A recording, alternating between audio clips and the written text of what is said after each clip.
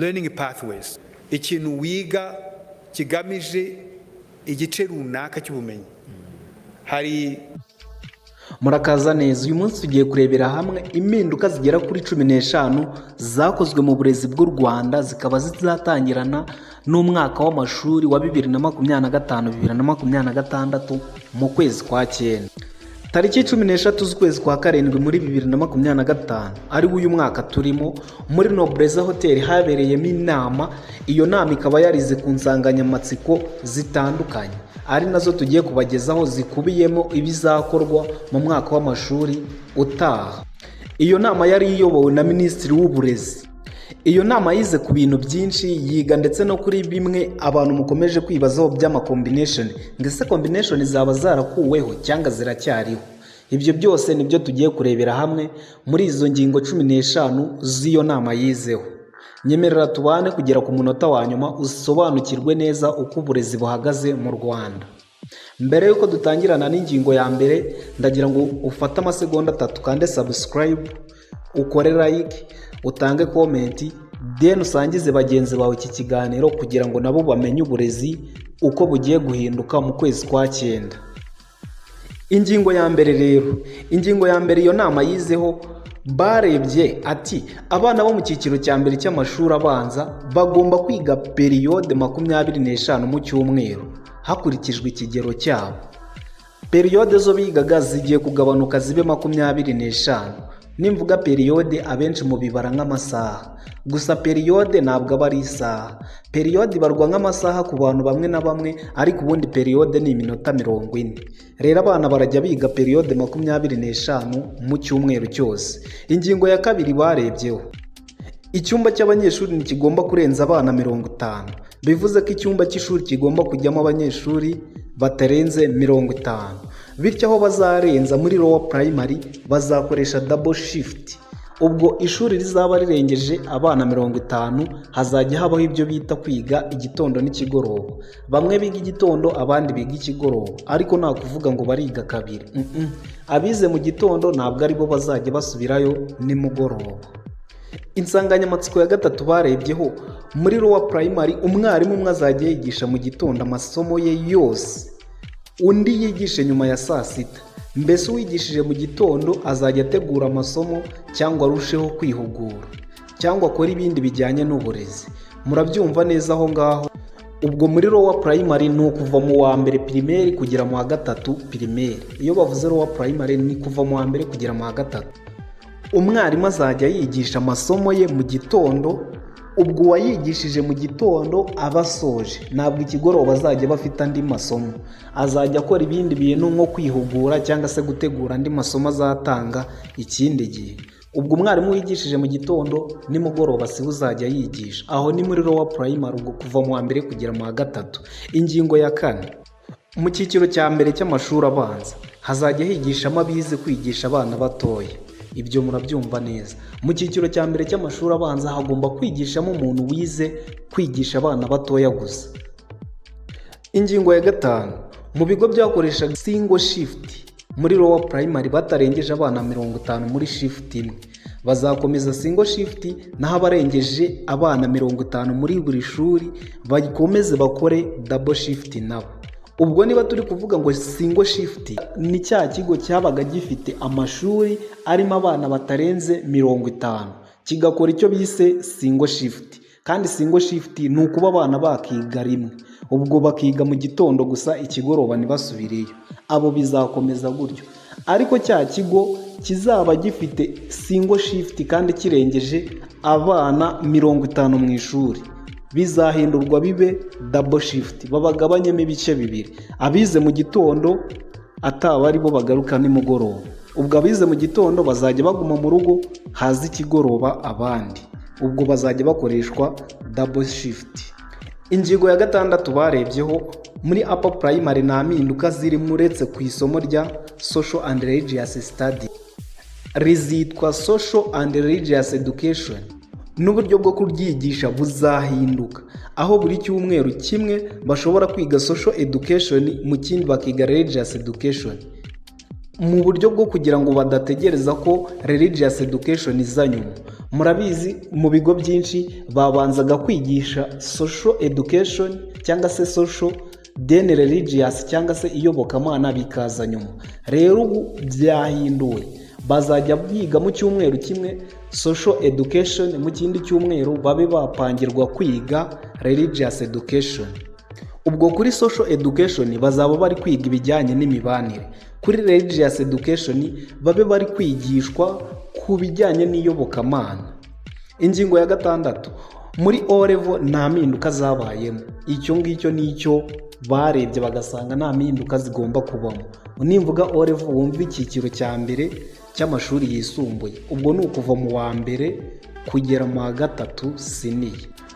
Ingingo ya 7, muri upper secondary level guhera mu mwaka w'amashuri utaha bazatangirana na pathway nshya.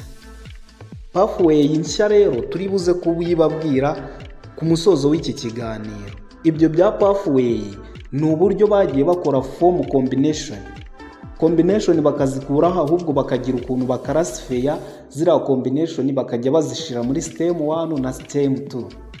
Turi buze kubibabwiraho uburyo bikarasifiye neza. Tegerezaho tubane muri iki kiganiro, ku musozo uri buze kubisobanukirwa. Ubwo muri upper secondary ni ukuva senior 4 kugera senior 6 niho combination zahindutse, bazanye ubundi buryo bwo barajya bigamo, ntabyo kuvuga ngo umuntu ari kwiga PCB, BCG iki n'iki. Ku nsanganyamatsiko ya 8 barebyeho rero, buri kigo cy'ishuri gikwiye kugira pathway nibura 2 kugira ngo abana bajye babona amahitamo. Ubwo nimvuga ngo ikigo gikwiye kugira pathway, ibyo bintu bavuze bya pathway niko kwa kundi ku kigo wasangaga habaho PCB, BCG, HEG. Byibuze rero buri kigo cyose gikorera mu Rwanda kigomba kugira icyo bise pathway 2. Izo pathway rero ni za combination basenye bakabihindura mu byo bita pathway. Nabyo muri buze kubibona ku musozo w'iki kiganiro. Ku ngingo ya 9 rero bizeho, babonye ko amasomo masha azashakirwa abarimu. Hari amasomo atari yakabonye abarimu, ndetse kuba ibyo bintu byarahindutse hari amasomo yagiye yiyongeramo. Ayo masomo mashya rero azashakirwa abarimu.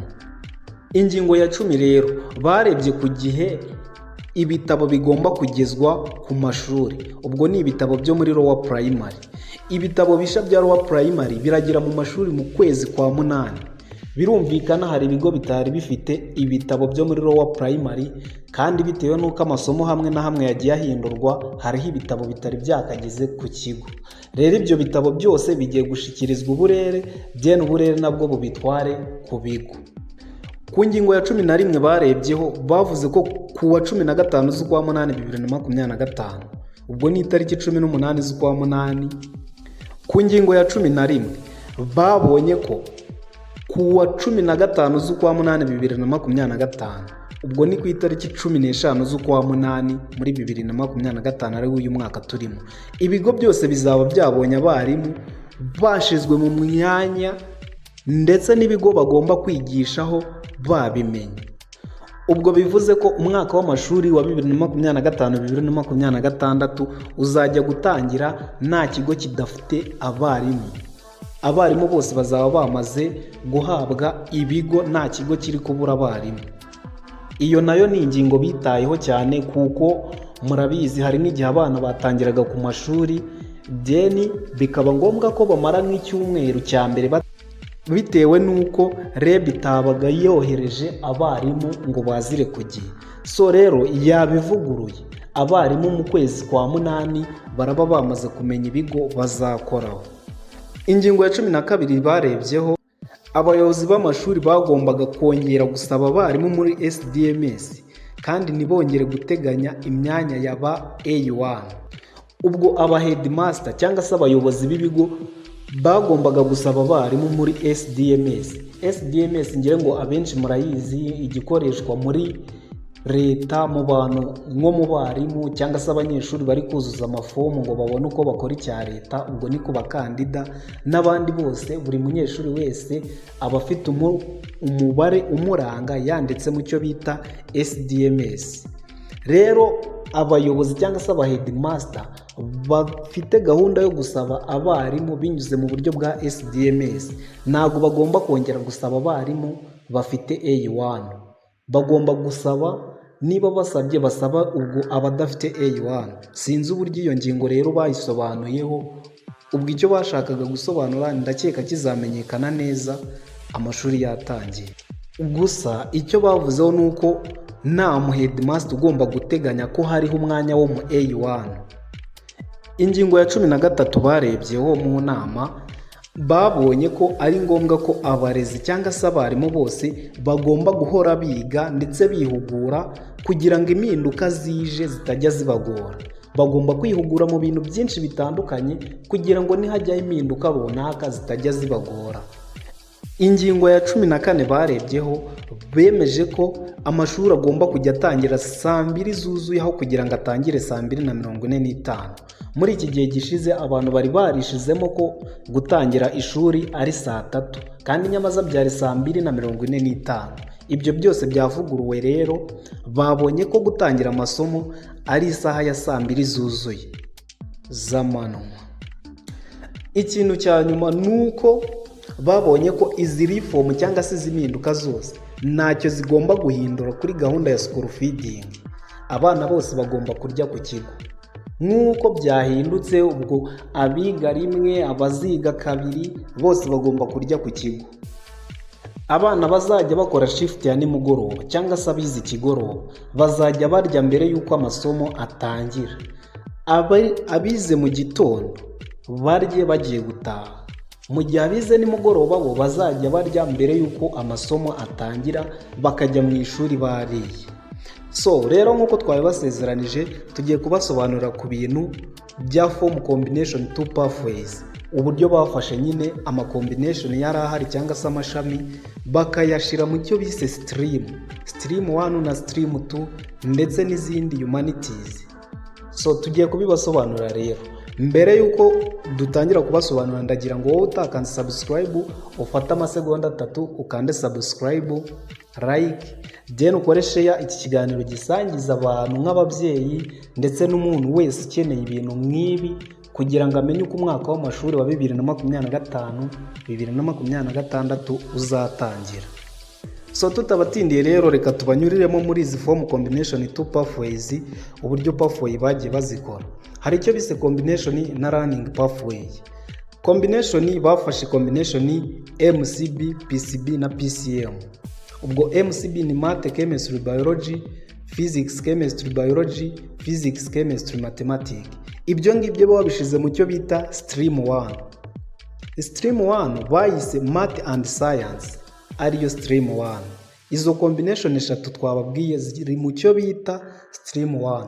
Ubwo umwana uzajya uhitamo kwiga, uzajya yumva ashaka kwiga ibintu bijyanye na birimo chemistry na biology, muri make bikabamo chemistry na mathematics na za physics, ibyo byose azajya mu cyo bita Stream 1 yige combination izajya iba yitwa Math and Science Stream 1, ariko ntabwo izaba yitwa combination, izaba yitwa Learning Pathway. Learning Pathway ya kabiri rero bafashe combination MEG, MPC, MPG na MCE. Izo bazishira mu cyo bise Stream 2, bayiseyo Math and Science, ariyo Stream 2. Iya mbere yari Math and Science Stream 1, ariko harimo MCB, PCB, PCM.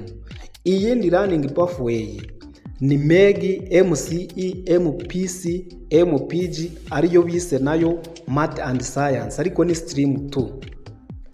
Then combination ya Hegel, HLP, zo bazikarasifiye muri Learning Pathway yitwa Arts and Humanities. Ubwo umwana wabaga ushaka kwiga Hegel na HLP azajya yiga icyo bita Art and Humanities, ariyo Learning Pathway yitwa gutyo. Then LFK byo babikarasifiye mu ndimi babyita Languages, ubwo ni Learning Pathway ya Languages. So ubwo combination zose ndakeka ari gutyo bazikarasifiye. Learning Pathway ni izo ngizo tubanyuriyemo ko ari enye. So rero ubwo abantu mwumva mugiye kujya muri senior 4 ndetse n'abasibiye bose bazajyana n'izi ngizi izi Learning Pathway. ku muntu uri muri senior 5 senior 6 ibi ntago bimureba, ariko umuntu wese wasibiye, ubwo urasibira muri senior 4 azajyana n'izi running pathway zagiyeho. Niba yigaga MCB azahita ajya mu cyo bise stream 1, niba yigaga MEG azajya mu cyo bise stream 2.